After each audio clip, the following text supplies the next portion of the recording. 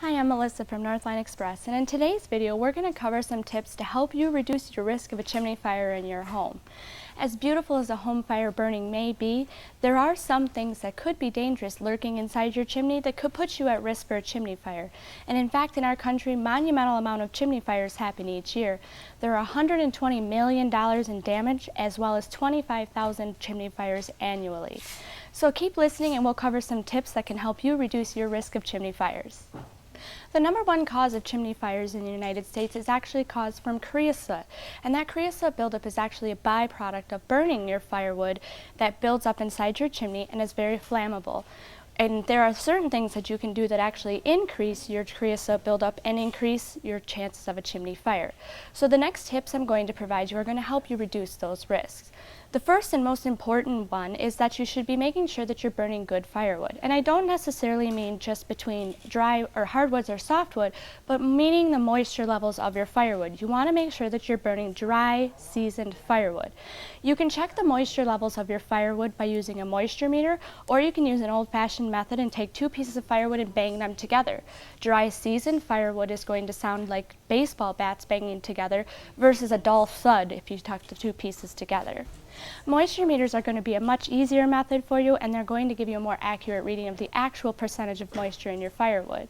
It's recommended that firewood that's considered seasoned or dry, it has a moisture level of 15% or less.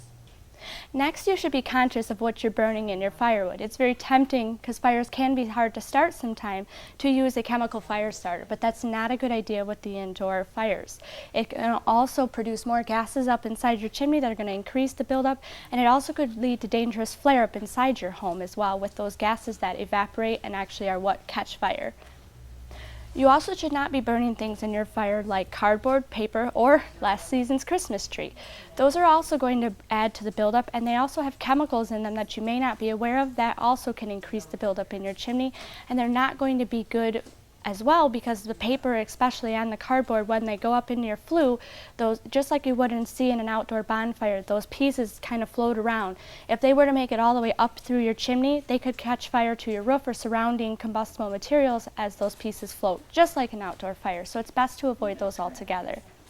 And almost as important as making sure that you're not burning things that are going to increase the buildup of creosote in your chimney, it's important to make sure that you're removing the creosote buildup in your chimney. If you're burning wood, it's inevitable that you're going to have that creosote buildup, but cleaning it out is going to help it, one, keep the buildup at a reasonable level that's manageable, and also is going to make sure that you're safe before the burning season.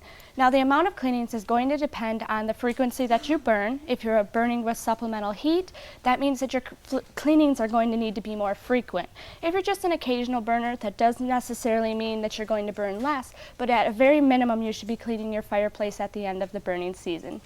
Now, the reason that creosote is so flammable is it goes up inside your chimney, and any time that your flue temperature is below 250 degrees, that's going to allow condensation to happen up inside your flue. That condensation is going to make that sticky tar creosote substance build up inside. So that's why burning firewood that is not very seasoned is going to increase that.